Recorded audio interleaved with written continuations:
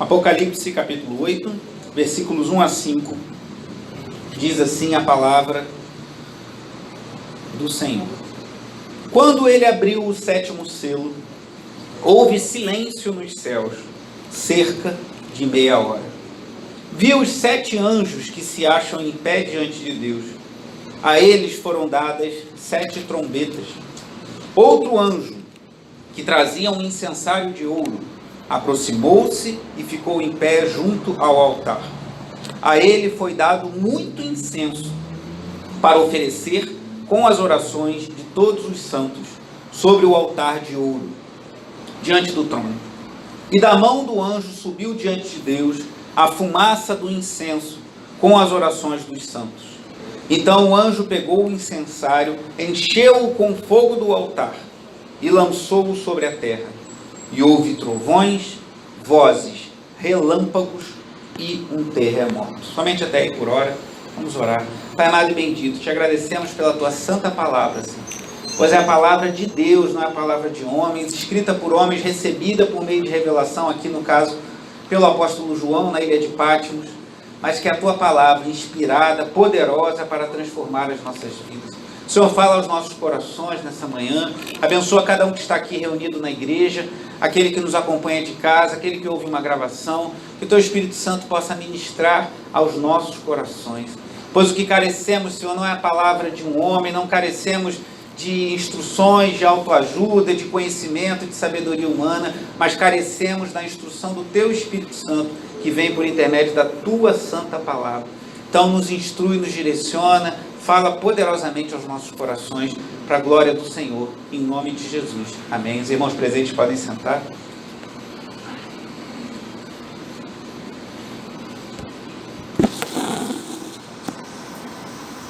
Amados, hoje é comemorado, é celebrado o Dia dos Pais.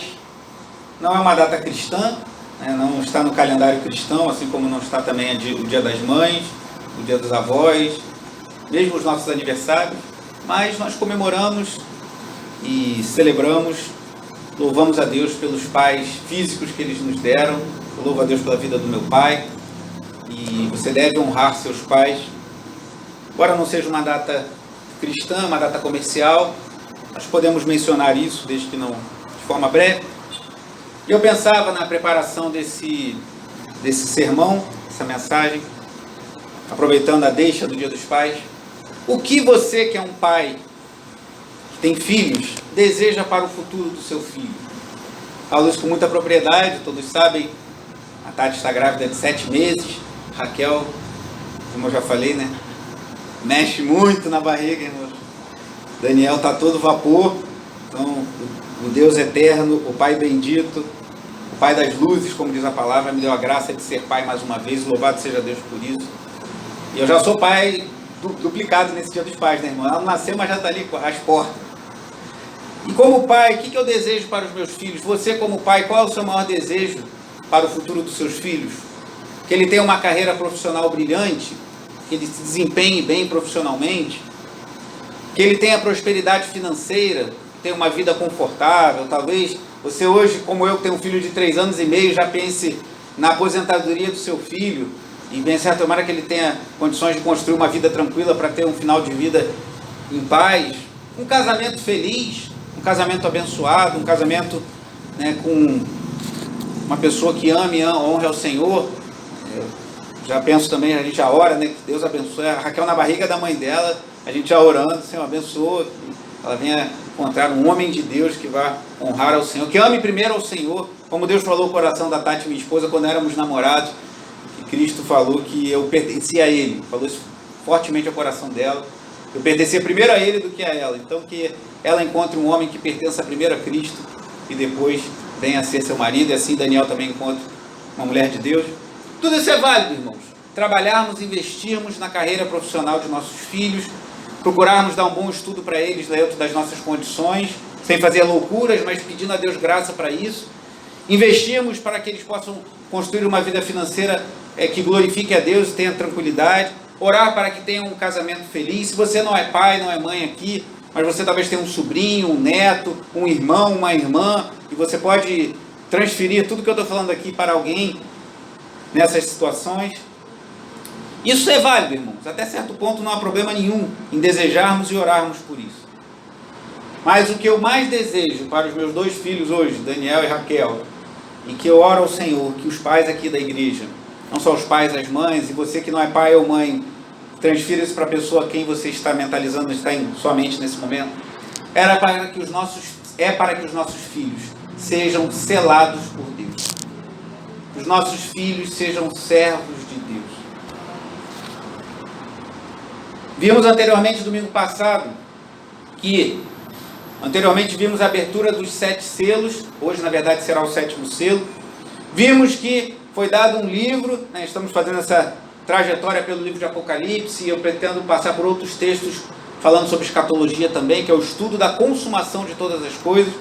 Vimos que Cristo adentrou os céus, capítulo 4, mostra o trono de Deus nos céus, capítulo 5 mostra o Cordeiro de Deus que foi morto, recebendo um livro com 7 selos, e começa a abertura dos selos que vimos no capítulo 6. Se abrem 4 selos mostrando o juízo derramado sobre a terra. Primeiro selo do cavalo branco, eu entendo, acho uma interpretação válida, que é o evangelho sendo enviado sobre a terra e prosperando, avançando sobre o mundo.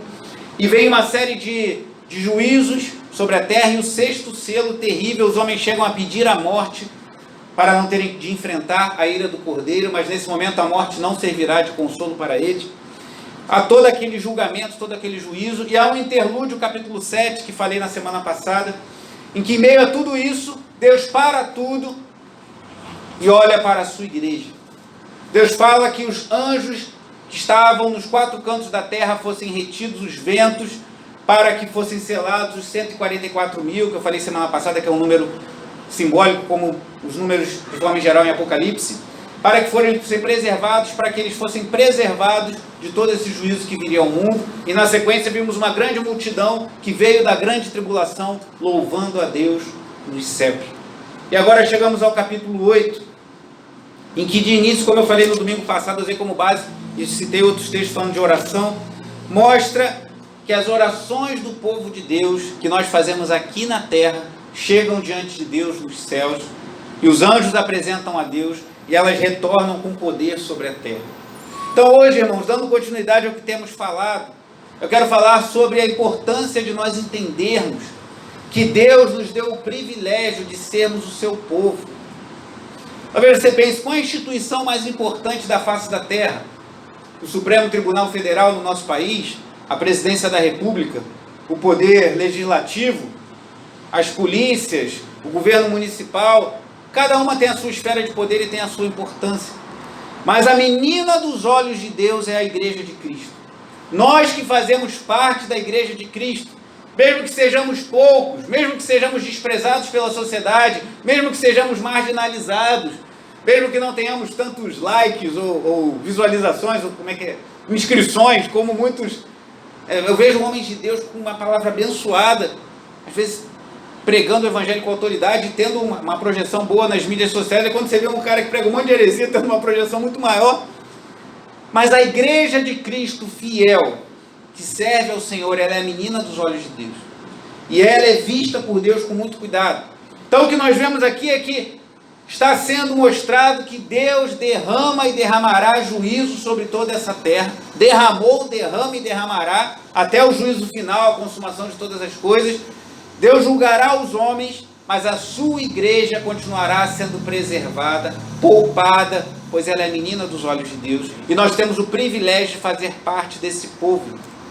Nós temos o privilégio de fazer parte do povo eleito de Deus. E devemos orar para que nossos filhos também façam parte e sejam servos do Deus Altíssimo e sejam poupados, irmão. Podemos orar para que Deus poupe nossos filhos de uma frustração na carreira, se bem que invariavelmente em algum momento eles terão algumas frustrações, mas de uma carreira frustrada que não dê certo. Podemos orar para que Deus os frustre, os poupe de passar por dificuldades financeiras, embora todos em algum momento passemos, que os livre de um casamento problemático. Mas, sobretudo, devemos orar para que Deus livre nossos filhos do juízo que virá sobre toda essa terra. E para assim acontecer, nós precisamos que nossos filhos sejam servos do Deus Altíssimo. Tenho falado aqui que Apocalipse é um livro meio diferente. Não entendo que devamos lê-lo de forma cronológica, mas em 7 sessões de 7. O número 7 é muito reforçado como um número que aponta para algo perfeito aqui no livro de Apocalipse. Primeira sessão, as 7 igrejas, capítulos 1 a 3, que já vimos, mostra o Cristo bendito, glorificado, andando entre os 7 candelabros, porque Cristo conhece o estado da sua igreja, que é a menina dos olhos de Deus. E Ele caminha pela igreja, Ele sabe onde estamos falhando, sabe onde estamos acertando, e Ele nos direciona no poder do Espírito Santo. A segunda sessão, que eu falava há pouco, os 7 selos, capítulos 4 a 6, vimos a abertura dos 7 selos, o 6º selo prenunciando já o fim, um terrível juízo de Deus sobre a terra. E agora chegamos à terceira sessão, capítulos 8 a 11, as 7 trombetas. Para a gente entender, eu tentei pensar numa ilustração para a gente entender um pouco melhor como se dá essa forma como o Apocalipse é escrito. Você já viu aqueles presentes que você ganha uma caixa grande, aí você abre e tem uma caixa menor dentro? Aí você abre a caixa menor, tem outra, e vai abrindo, às vezes uma caixa desse tamanho e tem um anelzinho lá dentro desse tamanho na última caixa. Mal comparando, não é exatamente isso, mas é como se fosse isso. O livro de Apocalipse vai se abrindo como caixas, e você vai pegando uma coisa por dentro da outra, e você vai abrindo uma caixa e vai descobrindo outra. Abrimos as caixas dos selos, por assim dizer, e agora ao chegar no 7º selo, nós descobrimos que o 7º selo, de certa forma, não tem um conteúdo explícito como os anteriores, mas ele, ao abrir o 7º selo, nós somos direcionados para as 7 trombetas, que repetem assuntos que foram tratados nos 7 selos. É como se todas essas sessões mostrassem o que Deus fará desde a primeira vinda de Jesus até o seu retorno glorioso. Então abrimos mais uma caixinha no 7º selo, o Cordeiro de Deus abre o 7º selo e agora chegamos às 7 trombetas, tema da mensagem de hoje e das seguintes sobre Apocalipse. Voltando lá no capítulo 8, eu falei sobre isso semana passada, que diz que quando abriu o 7º selo, houve silêncio nos céus, cerca de meia hora. E esse é o primeiro ponto que eu quero trazer de forma breve, pois já falei um pouquinho sobre isso semana passada. Primeiro ponto, a oração da igreja e o juízo de Deus. Ao falarmos sobre os 7 selos, e hoje falaremos sobre as 7 trombetas, hoje falarei sobre as 4 primeiras trombetas, tudo inicia com a oração do povo de Deus, a oração da igreja e o juízo de Deus. Quando abriu o 7º selo, houve silêncio, meia hora. Isso não quer dizer que tenha relógio nos céus, irmãos. Quer dizer que é um tempo razoável em que houve silêncio, possivelmente por causa do teor terrível, das imagens terríveis que virão das 7 trombetas e do juízo temível que Deus derramará sobre toda essa terra. Deus derramará um juízo terrível sobre essa terra. E ao ver isso, possivelmente aqueles homens ficaram temerosos e ficou um silêncio nos céus. E aí os 7 anjos, versículo 2, diz que receberam as 7 trombetas. Só que o versículo 3, como já lemos, diz que um anjo que trazia um incensário ficou em pé junto ao altar. E o versículo 4 eu vou ler, diz assim: e da mão do anjo subiu diante de Deus a fumaça do incenso com as orações dos santos. Santos aqui, irmão, não são os santos católicos, né? Às vezes a pessoa vê santos na igreja e acha que é santo católico. Não é isso. Santo é todo aquele que foi lavado e remido pelo sangue de Jesus e vive para a glória de Deus. Então somos nós. E quando fala dos santos, nós entendemos que são todos os santos, não só daqueles que foram martirizados, estavam nos céus clamando que Deus entrasse com providência, como vimos no 5º selo, no capítulo 6. E o versículo 5 aqui do capítulo 8 diz assim: então o anjo pegou o incensário, olha que imagem maravilhosa, tenta imaginar isso, pegou o incensário, encheu-o com o fogo do altar e lançou-o sobre a terra, e houve trovões, vozes, relâmpagos no terremoto. Sinais do juízo de Deus aqui em Apocalipse. Então, irmãos, o que nós fazemos aqui na terra, nós oramos ao Senhor, nós clamamos ao Senhor, especialmente quando vemos tragédias, como vemos injustiças, e clamamos: Senhor, visita esse povo, visita esse mundo. Deus ouve e envia juízo como resposta à oração da sua igreja. Então isso já nos ensina que a oração da igreja tem muito valor, irmãos. Precisamos orar mais.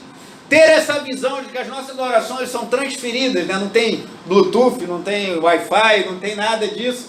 Nem tinha na época de João, mas desde já nossas orações são levadas à presença do Altíssimo. E Deus pega as nossas orações e envia à terra, e elas fazem diferença. E o que a gente vê aqui, irmãos, que é maravilhoso, que Deus tem todo o poder. Esse livro é diferente do livro que veremos mais à frente no capítulo 10, que entendemos que é o próprio Evangelho, mas o livro que o Cordeiro de Deus toma lá no capítulo 5, que tem os 7 selos, é o livro dos decretos de Deus, Deus no governo da história, e Deus permite que eu e você, homens e mulheres falhos, pecadores, frágeis, participemos do governo de Deus na história por meio das nossas orações, irmão.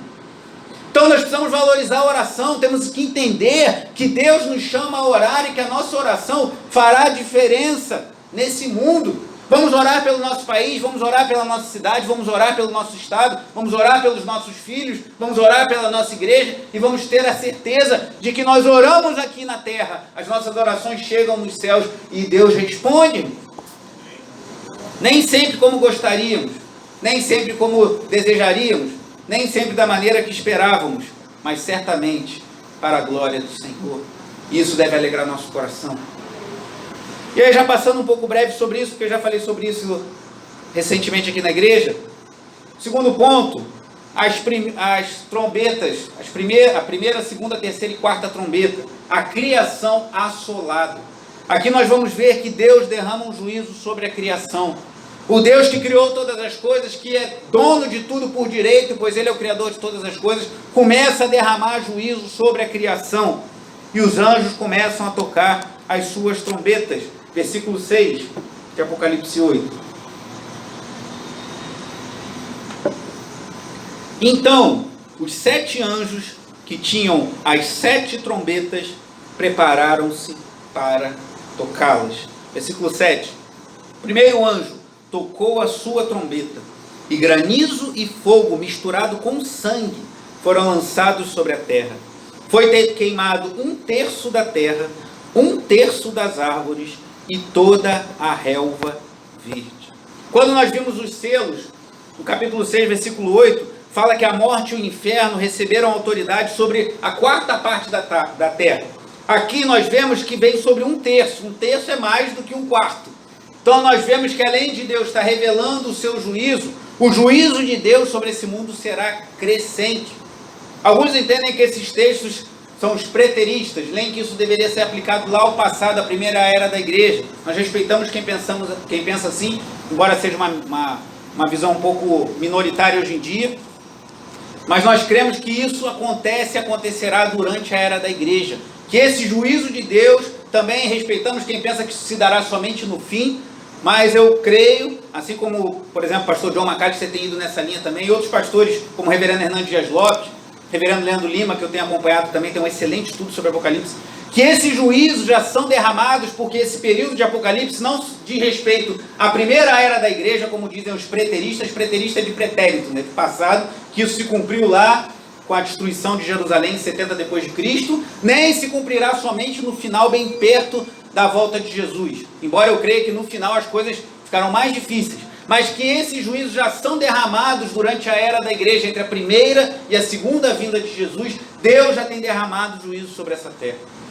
Eu não sei quantos de vocês viram imagens da explosão que aconteceu em Beirute, no Líbano, semana passada. Vocês acompanharam quem esteve aqui?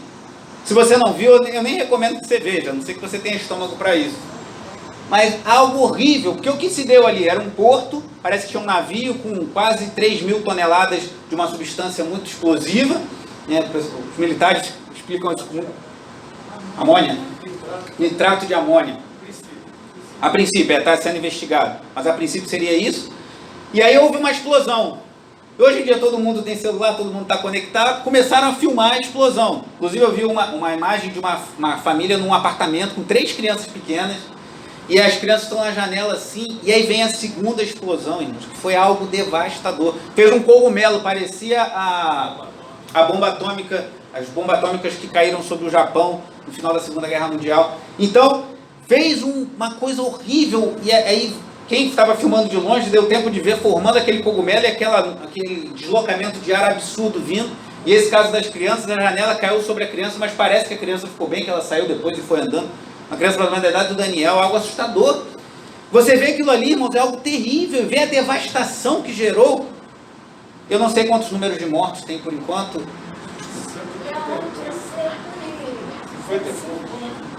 Que é um número preocupante, mas eu lembrava, irmãos, quando teve a tragédia aqui no Brasil de Brumadinho, eu não lembro ao certo, mas se não me engano passou de 1.000 mortos, não foi?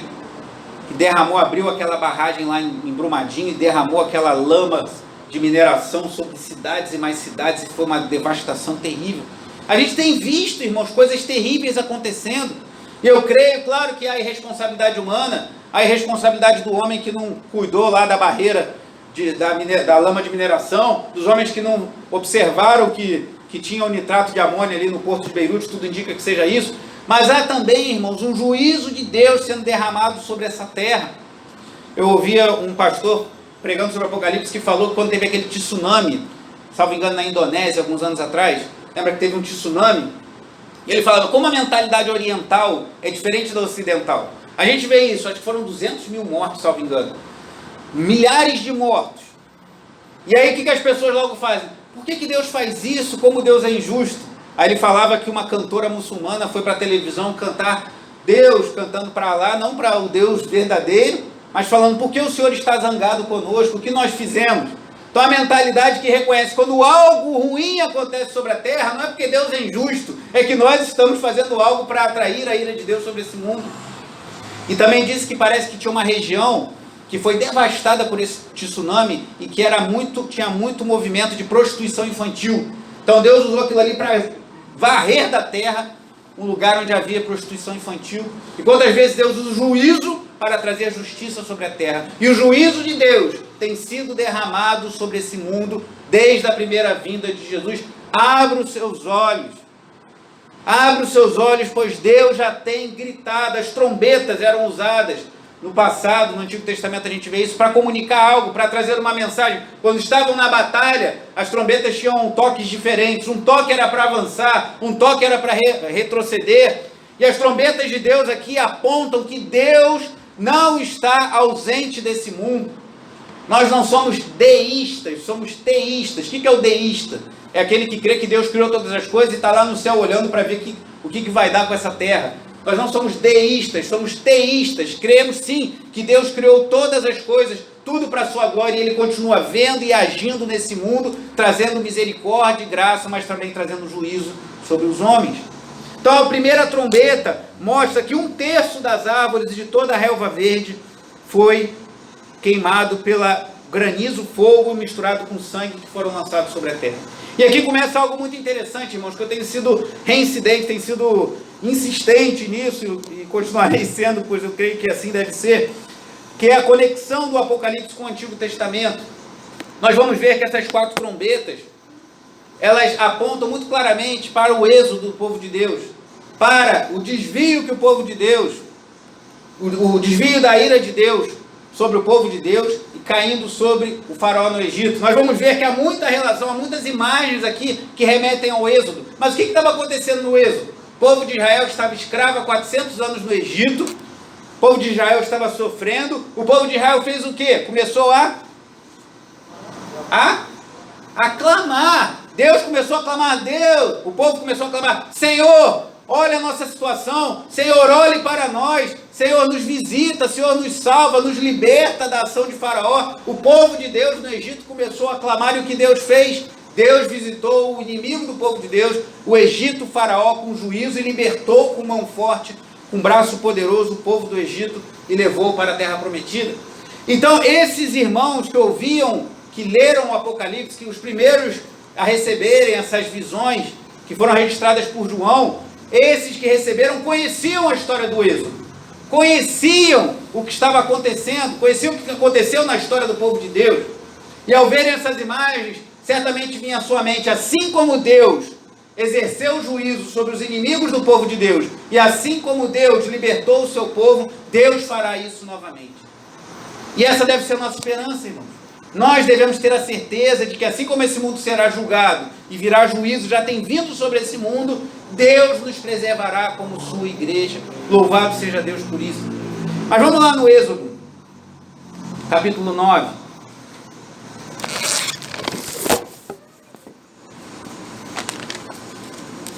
A primeira trombeta falou de granizo misturado com fogo e sangue.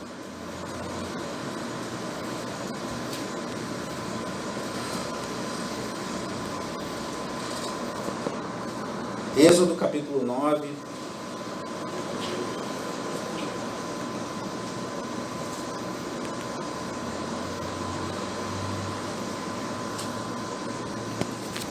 diz assim, a partir do versículo 15, Êxodo 9:15. Já é a 7ª praga, a praga do granizo. Diz assim, Êxodo 9:15. Porque eu já poderia ter estendido a mão, ferindo você e o seu povo, com uma praga que teria eliminado você da terra. Deus falando para Faraó, versículo 16. Mas eu o mantive em pé, preste atenção nisso, exatamente com este propósito, mostrar a você o meu poder e fazer que o meu nome seja proclamado em toda a terra. Contudo, você ainda insiste em colocar-se contra o meu povo e não o deixa ir. Amanhã, a esta hora, enviarei a pior tempestade de granizo que já caiu sobre o Egito desde o dia da sua fundação até hoje. Agora, só até aí, pula agora para o versículo 24. Caiu granizo e raios cortavam o céu em todas as direções. Nunca houve uma tempestade de granizo como aquela em todo o Egito, desde que este se tornou uma nação. Em todo o Egito, o granizo atingiu tudo o que havia nos campos, tanto homens como animais. Destruiu toda a vegetação, além de quebrar todas as árvores. Agora olha o que diz o verso 26. Somente na terra de Gósen, onde estavam os israelitas, o que aconteceu? Não caiu granizo. Então a primeira trombeta mostra que assim como Deus trouxe destruição no Egito, Deus trará juízo novamente sobre esse mundo. Mas o povo de Deus, o povo eleito, a sua igreja amada será preservada. Irmãos, essa deve ser a nossa esperança, irmão. Talvez você passe por dificuldade lá no seu ambiente de trabalho, na sua família, na sua vizinhança, talvez na sua escola, na sua universidade, passe por dificuldade, mas nós não podemos perder isso de vista, que Deus nos escolheu, Deus nos chamou para ser um povo santo, separado, e os juízos dele cairão sobre esse mundo, e muitas vezes nós veremos isso. Mas assim como o povo de Deus, o povo de Israel foi preservado lá no Egito, e aquele granizo todo que trouxe devastação sobre todo o Egito, não trouxe um dano em Gósen, onde estava o povo de Israel, assim Deus fará conosco, Ele nos preservará, Ele nos guardará. Não quer dizer que não passaremos por dificuldades, mas Deus preserva os seus. A igreja é poupada, como vimos no capítulo 7. O juízo de Deus é a resposta da oração da sua igreja. Vamos então à segunda trombeta, voltando lá para Apocalipse 8. Primeira trombeta, muito semelhante à 7ª praga no Egito. Versículo 8. Um segundo anjo tocou a sua trombeta, e algo como um grande monte em chamas foi lançado ao mar. Alguns estudiosos entendem que é um meteorito caindo sobre a terra, mas não tem como saber se é o certo. 1/3 do mar transformou-se em sangue, morreu 1/3 das criaturas do mar, e foi destruído 1/3 das embarcações. Onde nós vemos na Bíblia águas transformadas em sangue? Onde nós vemos na Bíblia Deus operando de tal forma que águas potáveis se tornaram em águas intragáveis? No Êxodo, lá novamente a primeira praga, não vou ler aqui, mas você pode ler depois, Êxodo capítulo 7, diz que por conta da dureza de coração de Faraó, e nós lemos aqui no capítulo 9 que Deus também tinha o propósito de se mostrar como o único Deus verdadeiro para todas as nações, para aquele poderoso império egípcio. Por conta disso, Moisés feriu as águas do rio Nilo, um importante rio para os egípcios, e as águas se tornaram como sangue. Então aqui mais uma vez uma referência ao Êxodo. O segundo anjo toca a trombeta, 1/3 do mar transforma-se em sangue. Mais uma vez Deus mostrando como no passado o Senhor transformou água em sangue na libertação do seu povo do Egito. Deus novamente trará juízo sobre a sua terra e libertará o seu povo do jugo do inimigo. Glória a Deus. Versículo 10, a terceira trombeta. O terceiro anjo tocou a sua trombeta, e caiu do céu uma grande estrela, queimando como tocha, sobre 1/3 dos rios e das fontes das águas. Essa que o pessoal acha que é um meteoro, a outra pessoa acha, alguns entendem que é um vulcão, mas não temos como saber ao certo, nem talvez seja o propósito a gente descobrir isso. Versículo 13, o nome da estrela é Absinto, significa amargo, amargoso. Tornou-se amargo 1/3 das águas, e muitos morreram pela ação das águas que se tornaram amargas. Então agora Deus transforma águas em águas não mais potáveis, águas que não podem ser bebidas, e as pessoas começam a morrer por conta disso. E aí, voltando ao Êxodo capítulo 15, a gente vê que Deus, em prol do seu povo, para preservar o povo de Deus no início da sua jornada após atravessar o Mar Vermelho, Deus fez exatamente o contrário. Pois nas águas de Mara, Mara significa amargo, o que Deus fez? O povo chegou lá e começou a lamentar que chegou num lugar que as águas eram muito amargas.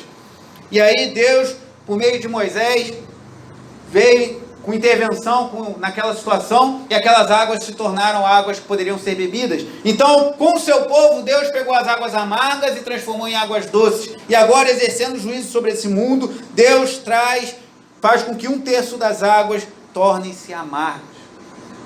Deus julgando toda essa terra.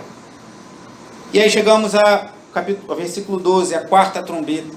O 4º anjo tocou a sua trombeta, e foi ferido 1/3 do sol, e 1/3 da lua, e 1/3 das estrelas, de forma que 1/3 deles escureceu. 1/3 do dia ficou sem luz, e também 1/3 da noite. Mais uma vez voltamos lá ao Êxodo. Agora eu peço que você abra em Êxodo capítulo 10, a 9ª praga. Volte lá no livro de Êxodo capítulo 10, versículo 22.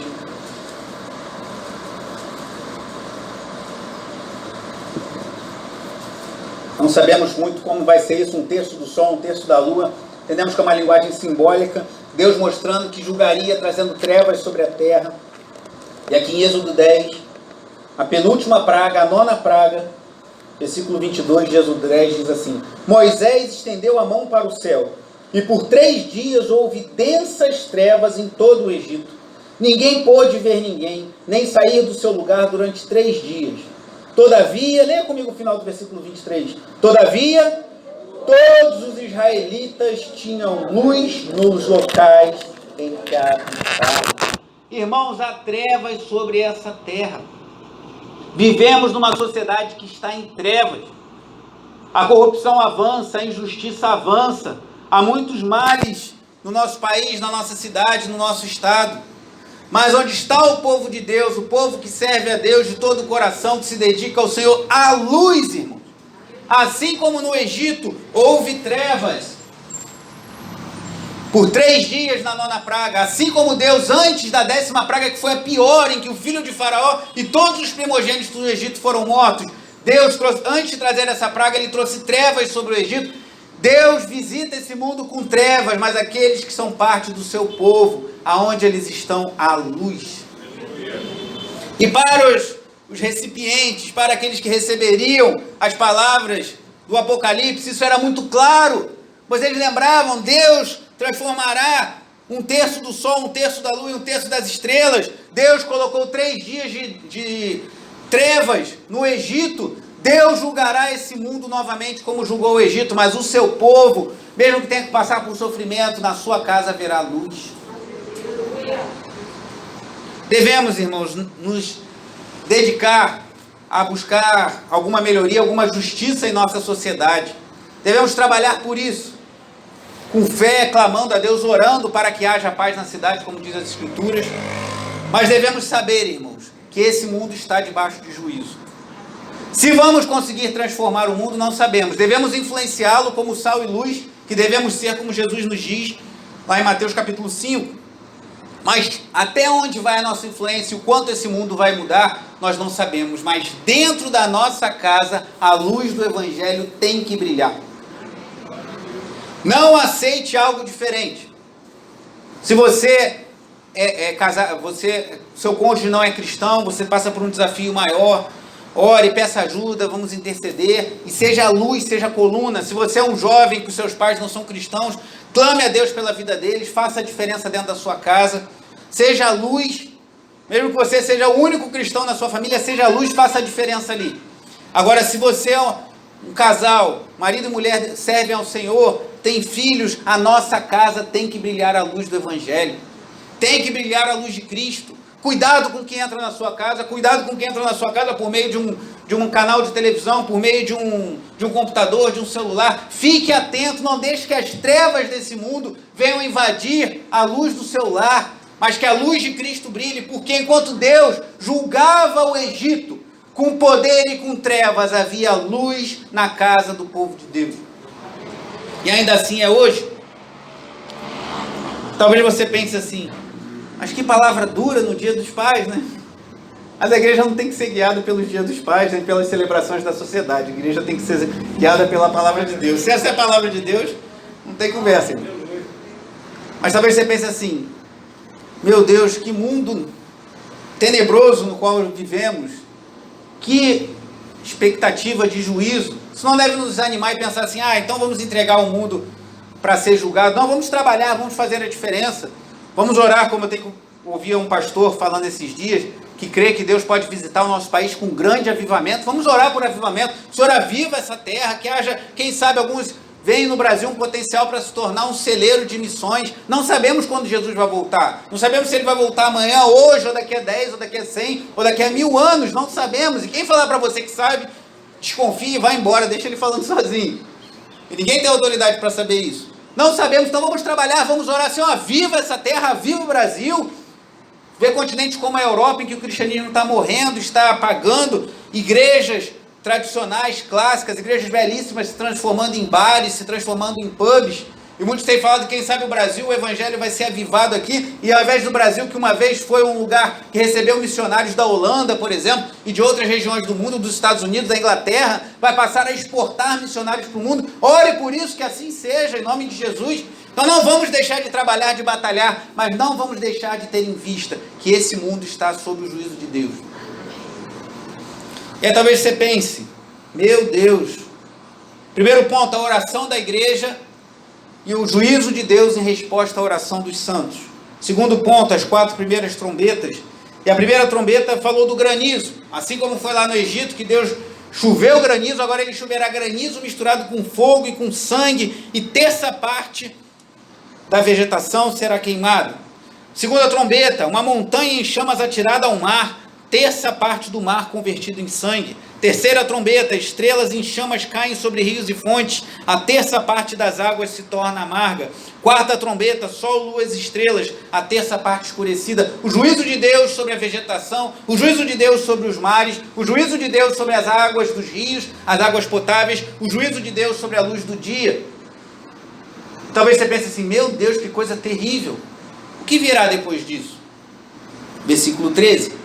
Enquanto eu olhava, ouvi uma águia que voava pelo meio do céu e dizia em alta voz, ai, ai, ai, dos que habitam na terra, por causa do toque das trombetas que está prestes a ser dado pelos 3 outros anjos. Se você achou que isso é terrível, irmãos, aguarde as cenas dos próximos capítulos. Que essas 4 primeiras trombetas mostrou o juízo de Deus, trazendo morte também sobre a criação. Mas as próximas trombetas mostrarão o juízo de Deus sobre os homens ímpios que rejeitam a Deus. Veremos que a 5ª trombeta fala de anjos, que na verdade são demônios, trazendo grande dor e tormento para aqueles que rejeitaram a Cristo, que não têm o selo de Deus. E a 6ª trombeta, a morte sendo derramada sobre a terra. E a 7ª trombeta, que está lá no capítulo 11, vai falar que o reino desse mundo se torna o reino de Deus. O foco é isso, o objetivo é esse. A teleologia, que é o estudo da teologia, não é teologia, é teleologia, que para entendermos o propósito, o objetivo desse mundo, aponta para isso. Está lá no capítulo 11, o reino desse mundo se tornará o reino de Deus. Deus vai tomar esse mundo totalmente para si e vai refazê-lo, e habitaremos lá no futuro em novos céus, em nova terra. Mas até lá, irmãos, miríades de demônios, nós vamos ver no capítulo 9, fala em 200 milhões de demônios. É um número simbólico para mostrar que são muitos. Imagina 200 milhões, é pouco menos do que a população total do nosso país. Serão enviados sobre essa terra para trazer tormento aos homens. Muitos serão mortos, mas aqueles que têm o selo de Deus, que pertencem ao Senhor, serão preservados. Voltando ao início, qual o seu maior desejo para o seu filho, você pai, você mãe, ou você que não tem filhos, mas tem alguém por quem você tem um carinho muito grande, que você deseja muito bem?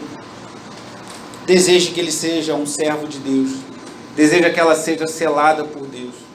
Que o juízo que visitará esse mundo será terrível. E já tem sido, irmãos. Já tem sido algo terrível. Nós vamos entrar naquela de, tá ruim, deixa piorar. Não, vamos trabalhar, vamos orar, vamos clamar, vamos nos engajar como igreja, vamos trabalhar para que esse mundo não seja tão ruim, vamos orar para que Deus avive essa terra. Mas há um juízo profetizado que certamente visitará essa terra. Mas nós que fazemos parte do povo de Deus seremos poupados. E essa é a mensagem central do Apocalipse. Não é sabermos se um terço do sol quer dizer que vai ficar escuro uma parte do dia, se o sol vai ficar escuro, se é um eclipse, se essa estrela que cai é um meteoro, se a montanha que cai sobre os mares é uma montanha, um vulcão. Pode ser tudo isso, mas isso não é mais importante. Não vamos gastar nosso tempo discutindo essas questões secundárias. O principal, a mensagem de Apocalipse, eu tenho dito isso desde do primeiro capítulo, quando compartilhei com os irmãos, ainda transmitindo os cultos de casa, é mostrar que o Cristo glorioso está no meio da sua igreja, que Ele está no controle, e essa deve ser a nossa confiança. Infelizmente a igreja tem perdido isso de vista. Em muitas pregações, muitos púlpitos só falam de autoajuda, de você tem valor, temos tudo isso. Deus age na nossa vida, age, irmãos. Deus nos ajuda, Deus conhece os detalhes da nossa vida. Você está com problema no seu casamento, ore, saiba que Deus pode restaurar. Você está com medo de ficar desempregado, saiba que Deus pode te prover. Sabemos de todas essas coisas, mas há uma mensagem mais urgente, mais grave e que vai dar verdadeira esperança aos nossos corações, que é independente se você ficar empregado, ficar desempregado, independente se você continuar no emprego dos sonhos ou não, independente se você passar por um momento de muita calmaria ou de dificuldade, Cristo reina e um dia Ele voltará e estaremos para sempre na presença do Senhor. Essa mensagem nós não podemos perder de vista. 4 trombetas. Ainda vem 3 aí pela frente. Um juízo muito pior, mostrando como o Apocalipse mostra repetidas vezes as mesmas coisas, mas mostrando também uma progressão, pois Deus vai cada vez mais julgando esse mundo de forma, era um terço, agora já vira um quarto. Lá em Apocalipse 16, nós já veremos que Deus visitará toda a terra com juízo. E onde eu estarei nesse dia? Onde você estará? Onde está seu coração? Onde está a nossa alma? O que tem valor para nós? O que mexe conosco? Que Deus tenha misericórdia das nossas vidas. Deus tenha misericórdia dos nossos filhos. Que Deus tenha misericórdia de nós, irmãos. Pois esse mundo está fadado ao juízo de Deus. Mas a sua igreja, assim como os israelitas lá no Êxodo, foram preservadas por Deus, será preservada. E nós temos o privilégio de fazer parte da igreja de Cristo, coluna e baluarte da verdade.